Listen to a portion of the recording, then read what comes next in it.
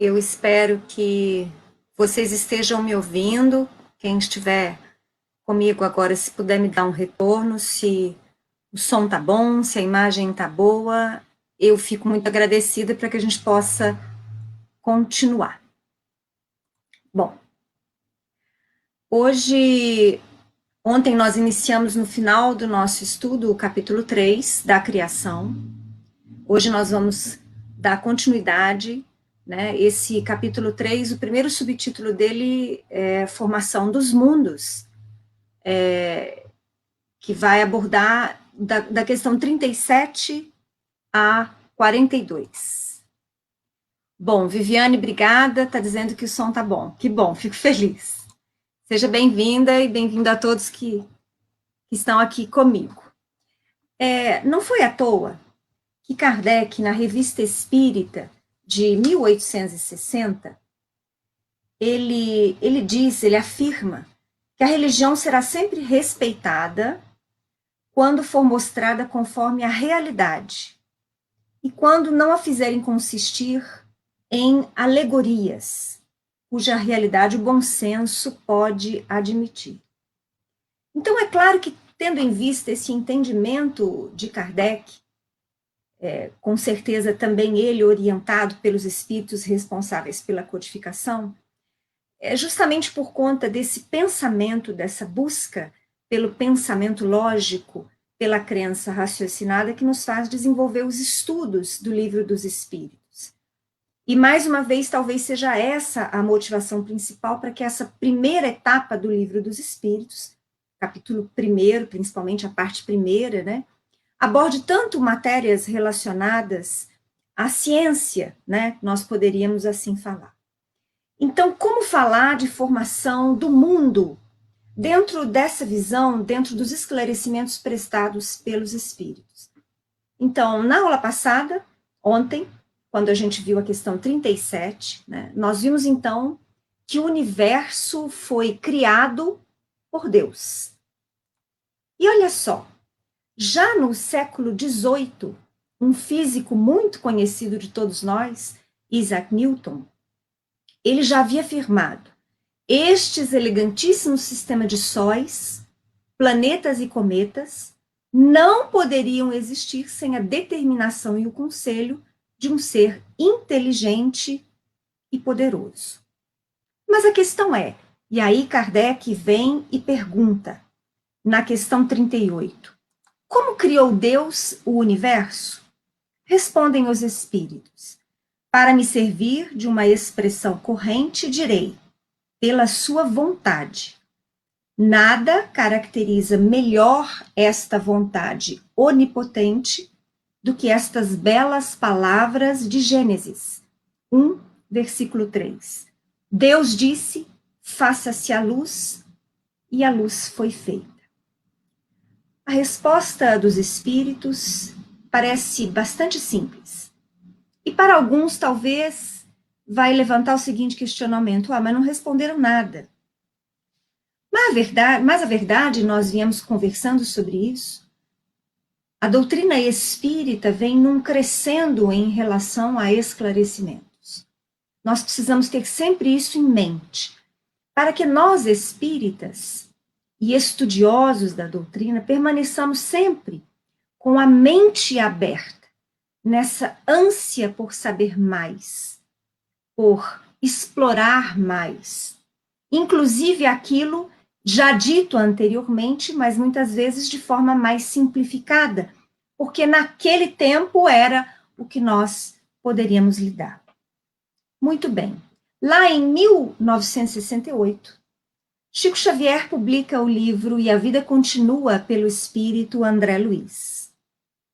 E aí André Luiz vai redigir palavras do instrutor Cláudio dentro da história desse livro, né? Então, o instrutor Cláudio, ele fala a Evelina: em última análise, chegaremos a saber que a matéria é luz coagulada, substância divina que nos sugere a onipresença de Deus. E aí já começa a aclarar a nossa visão. Faça-se a luz, e a luz foi feita. Assim surgiu o universo segundo Gênesis. E aí nós vamos compreender. Hoje, detentores já de um conhecimento um pouco maior sobre a matéria. Quer dizer, nós viemos conversando sobre matéria até agora. É o que eu falei com vocês. Esses estudos preliminares de espírito, de matéria, energia, que a gente vai fazendo com o Livro dos Espíritos, nós vamos utilizá-los no decorrer do nosso entendimento, nas demais questões que os espíritos vão aprofundar, né? Então, faça-se a luz. O que é a luz? A luz é a presença divina. Eu posso chamar luz também de energia divina. E a matéria surge da condensação da luz. Faça-se a luz, e a luz foi feita. Quer dizer, Deus quis que a matéria primitiva surgisse. E da matéria primitiva, o fluido cósmico universal, que nós poderíamos chamar hoje, se assim ficar melhor o nosso entendimento, de energia cósmica, energia divina, elemento primitivo, né? Matéria elementar, vocês não importem o nome com o qual vocês se identifiquem mais.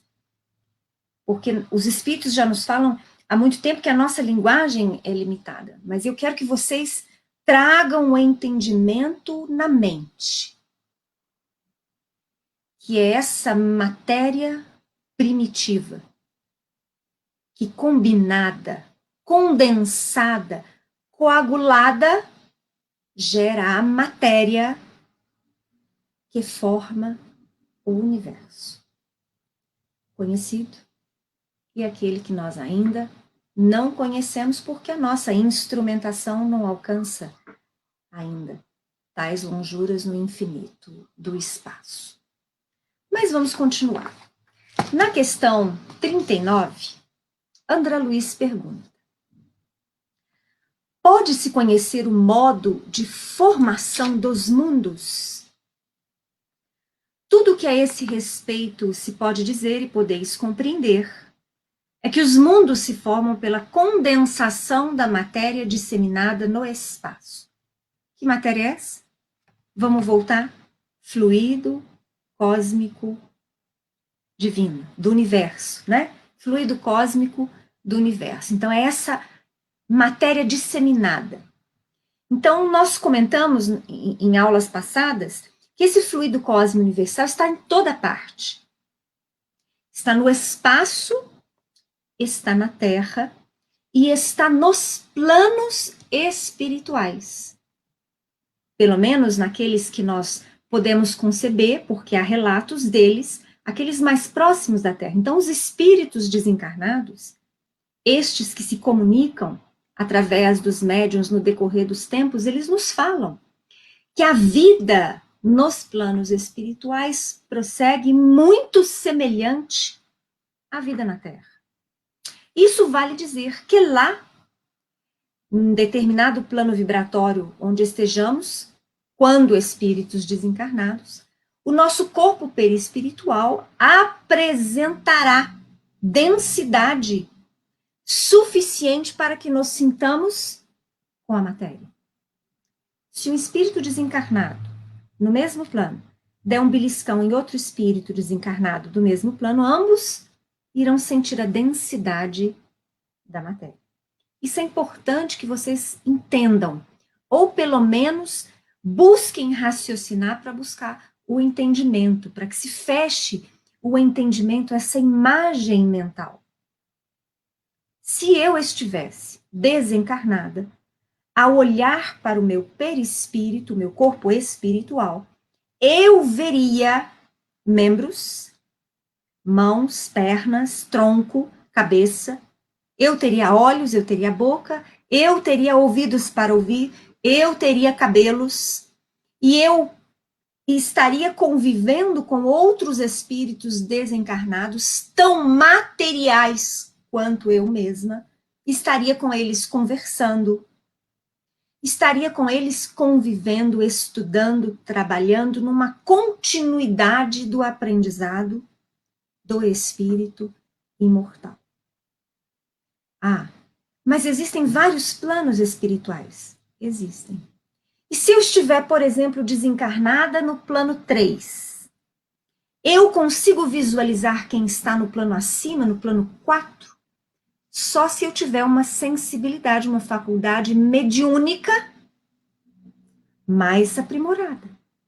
Do contrário, as comunicações de espíritos, de planos espirituais mais elevados, também necessitarão de médiums desencarnados, falando a espíritos desencarnados. Isso é algo que a gente vê muito na leitura dos livros da coleção de André Luiz, mas não vamos nos restringir só a André Luiz. Quer dizer, o espiritismo hoje tem, nossa, são muitos autores, são muitos temas, são muitos livros. Eu que me considero, assim, gosto muito de ler, vamos colocar dessa forma, né? Não vou falar que eu sou uma ledora compulsiva. Vou assim que eu gosto muito de ler. Eu digo que devemos ler tudo o que nos chame a atenção. Mas, dentro da seara espírita, eu defendo e sempre defenderei que é preciso conhecer a base para que nós aprendamos a raciocinar com lógica, é preciso ter bom senso, é preciso ter um olhar crítico para que nós possamos, digamos assim, analisar aquilo que estamos lendo ou aquilo que estamos assistindo, porque hoje também, através da internet, do meio virtual, nós temos uma infinidade de palestras e de estudos que estão sendo apresentados a todos nós. E nós não podemos confiar cegamente, não mais. Porque o tempo de confiarmos cegamente foi o tempo em que entregávamos o nosso destino a outros. Mas o espiritismo, os espíritos, vêm nos chamar a atenção dizendo que o destino meu é meu, cabe a mim traçá-lo. Assim como de cada um de vocês, cabe a cada um de vocês traçá-lo.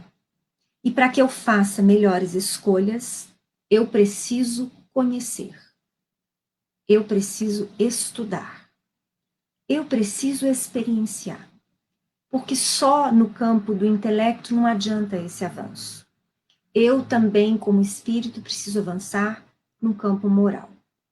Então, isso que os espíritos afirmaram lá na questão 39, né, que era aquilo que eles poderiam compreender, que era só a condensação da matéria disseminada no espaço, hoje ele é muito debatido pela ciência, né? E por incrível que pareça, a teoria talvez a mais conhecida, a popular, digamos assim, entre aqueles que já ouviram falar da ciência, mas não são profundos estudiosos da ciência, é a da explosão do universo, que é a do Big Bang. Mas, interessante, esta teoria vem sendo altamente, vem sendo objeto, vamos dizer dessa forma, de muitas críticas. E segundo alguns cientistas, hoje se perde um tempo expressivo para se cobrir brechas nesta teoria. Ou seja, ela não responde a todas as questões mais. É por isso que eu volto a dizer, alguns segmentos da ciência, alguns estudiosos, alguns expoentes da própria ciência, hoje já encontram um caminho que vai de encontro a Deus, ao Criador de todo o universo. Mas vamos continuar. Lá na questão 40, Kardec pergunta: serão os cometas, como agora se pensa, um começo de condensação da matéria? Mundos em via de formação? Por que será que Kardec perguntou tanto de cometas?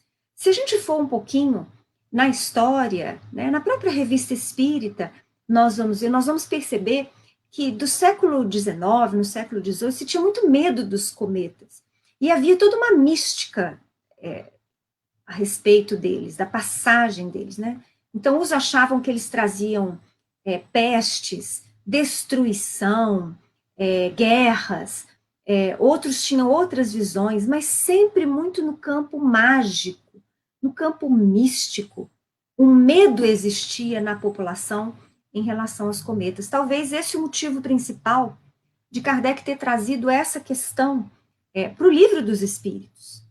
E aí os Espíritos a respeito dos cometas respondem a Kardec. Isso está certo, quer dizer, os cometas são um começo de condensação da matéria. Absurdo, porém, dizem eles, é acreditar-se na influência deles. Refiro-me à influência que vulgarmente lhes atribuem, porquanto todos os corpos celestes influem de algum modo em certos fenômenos físicos. Bom, isso é conhecido da ciência. Todo mundo sabe a influência que a Lua tem, por exemplo, nas marés. E muitos também estudam a influência da Lua, das fases da Lua, em relação à plantação e à colheita de uma série de vegetais. Mas é muito interessante, porque nós vamos perceber que isso é muito lógico. Esta influência, não só aquela que a ciência hoje estuda das marés, dos vegetais. Nós somos energia. Esse corpo nosso é energia. E se o espírito, que somos nós, o ser essencial, não é aquele que não vem da matéria também, é separado, temos espíritos e temos a matéria. Também o ser espiritual vibra. O nosso pensamento reage, evoca, dirige forças. Nós assimilamos forças e devolvemos ao universo também forças que nos caracterizam, energias que são nossas, que são afins aos nossos pensamentos, às nossas ações, a tudo que fazemos, enfim. Então, esta troca de energia é algo hoje indiscutível.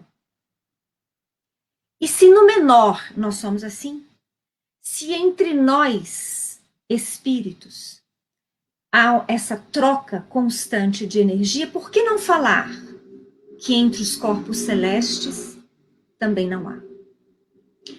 Hermes Trismegisto já dizia, assim como no macro, também no micro.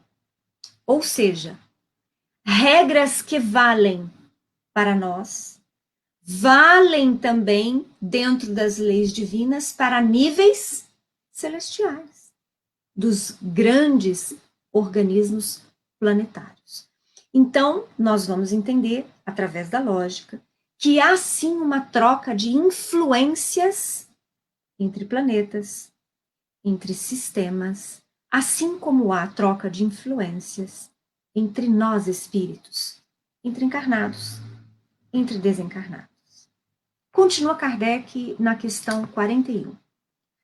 Pode um mundo completamente formado desaparecer e disseminar-se de novo no espaço a matéria que o compõe?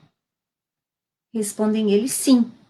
Deus renova os mundos como renova os seres vivos. Vejam bem, o espírito, a centelha divina, a essência que nós somos, é imortal. Mas o corpo material, os corpos materiais ou semimateriais dos quais nós utilizamos, estes são sempre variáveis, mutáveis e, portanto, com um prazo de vida delimitado. Então, o mundo, a esfera física, o planeta, o astrofísico, também ele terá uma jornada a percorrer na eternidade. Mas ele também se renovará segundo o que os espíritos estão nos dizendo. Então, a ciência hoje comprova o término de algumas estrelas, né? E aí nós percebemos, por exemplo, ouvimos falar, que às vezes nós estamos vendo a luz que chega até nós de determinada estrela muito longínqua, quando, na verdade, essa estrela pode até mesmo já estar extinta, por conta da distância, do tempo que a velocidade da luz chega até nós. Então, vamos traduzir essa pergunta. Será que a Terra um dia vai deixar de existir? Vai. Quando vai ser isso? Nós não sabemos. Há algumas previsões científicas, mas nós podemos afirmar que estão corretas? Não, porque a nossa ciência também está em constante, digo hoje A, digo amanhã B, porque nós estamos em busca sempre de maior conhecimento. O Sol um dia vai deixar de brilhar, como uma estrela vai. E, consequentemente, o nosso sistema vai deixar de existir. Mas e nós? O que vai ser feito de nós? Nós somos espíritos imortais. Certamente o Pai, digamos assim, fará a nossa mudança para novas escolas. Fazemos votos sempre mais avançadas, melhoradas e não atrasadas. Kardec, na questão 42, pergunta, e aí finalizando esse subtítulo de formação dos mundos. Poder-se-á conhecer o tempo que dura a formação dos mundos? Da Terra, por exemplo?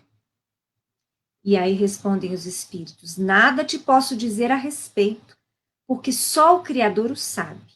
E bem louco será quem pretenda sabê-lo, ou conhecer que o número de séculos dura essa formação. A nossa ciência hoje diz que a Terra existe há aproximadamente 4 bilhões e meio de anos. Isso é categórico? Não. São cálculos aproximados. E vejam só, mesmo os espíritos também não têm ainda esta resposta. Ainda ela não chegou até nós de forma categórica. Nós ainda falta-nos conhecer muito, saber muito. Eu não sei quanto a vocês, mas quanto mais eu leio e estudo, mais eu tenho a impressão que me falta saber. Só para parafrasear Sócrates.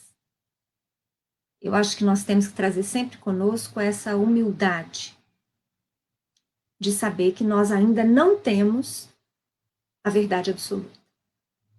Nós espíritas não temos a verdade absoluta. Os espíritos da codificação não disseram verdades absolutas. Eles nos trouxeram a base de um conhecimento que nós vamos buscar por toda a eternidade. Eu acho que isso é mais bonito ainda, porque é muito mais grandioso.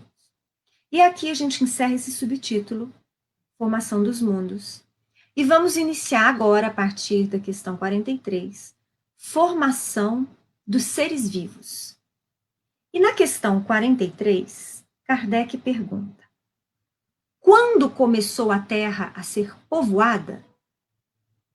E respondem eles: no começo, tudo era caos. Os elementos estavam em confusão. Pouco a pouco, cada coisa tomou o seu lugar. Apareceram então seres vivos apropriados ao estado do globo. Muito próximo ao que a ciência nos fala. Então, a ciência hoje aborda exatamente isso. A fase inicial ígnea da Terra, né? Com o passar do tempo, a solidificação de partes desta crosta, o surgimento dos mares, né? Um oceano ainda tépido, água ainda quente, primeira vida a surgir, organismos unicelulares neste oceano, para depois irem evoluindo as formas de vida na água, para que depois os primeiros anfíbios pudessem começar a sair dessa água, começar a viver nessa terra que havia surgido, agora já mais solidificada ainda, e muito tempo se passando. Finalizando pelo surgimento, então, do homem. Não do homem como nós somos, mas do antropóide, daquele ascendente mais antigo da raça humanoide. Mas eu queria trazer para vocês, e eu trouxe hoje um pequeno trecho do livro A Caminho da Luz, de Chico Xavier, pelo Espírito Emmanuel. Vale dizer que esse livro, A Caminho da Luz, para quem se interessa por esses assuntos que nós estamos tratando aqui, é interessantíssimo. Além da linguagem, eu acho que poética quase, de Emmanuel, para não dizer quão bonito ele escreve, ele faz uma viagem relativamente rápida sobre a formação da Terra, a formação das civilizações, ele faz uma análise das civilizações que surgiram na Terra. Um livro belíssimo que eu recomendo a leitura para todos vocês. Mas olha o que Emmanuel fala relacionada a essa questão 43 da formação da Terra. Jesus reuniu nas alturas os intérpretes divinos. Desculpa, gente, eu esqueci hoje de pôr o celular no silencioso. Então, vamos lá. Jesus reuniu nas alturas os intérpretes divinos de seus ensinamentos. Viu-se então descer sobre a terra, das amplidões dos espaços ilimitados, uma nuvem de forças cósmicas que envolveu o imenso laboratório planetário em repouso. Daí a algum tempo, na crosta solidificada do planeta, como no fundo dos oceanos, podia-se observar a existência de um elemento viscoso que cobria toda a Terra. Estavam dados os primeiros passos no caminho da vida organizada. Com essa massa gelatinosa, nascia no órbito protoplasma e com ele lançara Jesus à superfície do mundo o germe sagrado dos primeiros homens. E aqui eu queria terminar o nosso estudo de hoje colocando vocês para pensar um pouquinho. Na aula passada, em algumas aulas atrás, de vez em quando eu deixo alguma coisa para vocês meditarem, né, sobre isso. Nesse trecho que eu li de A Caminho da Luz, por Emmanuel, Jesus reuniu nas alturas os intérpretes divinos de seus ensinamentos. O que é isso? Quem são estes? Jesus, nós o sabemos, governador espiritual da Terra, foi o espírito responsável pela formação da Terra. Nesse livro, A Caminho da Luz, Emmanuel fala que Jesus trabalhou na Terra com seus exércitos celestiais, desde o instante em que uma massa disforme se desprendeu do Sol, e esta massa é que, trabalhada pelo pensamento de Jesus e de seus exércitos, nas solidificações, enfim, na formação, deu origem à Terra. Então, Jesus já era Jesus quando da formação da Terra. E ele não estava só. Porque para nós espíritas, Jesus não é Deus. Deus é a inteligência suprema, criador de todas as coisas. Jesus é um espírito crístico, governador espiritual da Terra, modelo sublime de pureza para a Terra. Mas ele não é Deus. Jesus também é filho de Deus, nosso mestre. Muito bem. Então, Jesus já era Jesus quando da formação da Terra. E junto a ele encontravam-se muitos outros espíritos sublimes, celestes, puros, auxiliando-o na formação, na coordenação de tudo que a Terra necessitaria para que um dia uma humanidade pudesse experienciar nesta casa planetária. De onde veio Jesus? De onde são os seus intérpretes divinos, os seus trabalhadores celestiais? Pensem sobre isso. É bom a gente meditar também sobre isso. Eu volto a dizer que para mim, para muita gente, e acredito eu que para Kardec, o Espiritismo é ciência, é filosofia e é religião. Em resumo, nós estamos estudando no Livro dos Espíritos ciência, filosofia e religião, porque é tudo uma coisa só. Eu agradeço a presença de todos vocês, da Amabile, da Thelminha, Denise, Ângela Reis, Magali, do tio Carlos. Obrigado pela presença de vocês. Estou percebendo que ninguém está colocando pergunta nenhuma. Duas uma, ou vocês estão muito espertos, ou então eu não estou conseguindo colocar dúvidas na cabecinha de vocês. E eu vou confessar uma coisa. Eu não tenho a mínima intenção de esclarecer vocês sobre tudo. Mas eu tenho uma profunda vontade, um desejo de que vocês saiam das nossas aulas muito mais curiosos do que aqui chegaram. Uma boa noite a todos e até amanhã, se Deus quiser. E fiquem conosco, logo mais tem mais estudo. Um grande abraço. Até amanhã.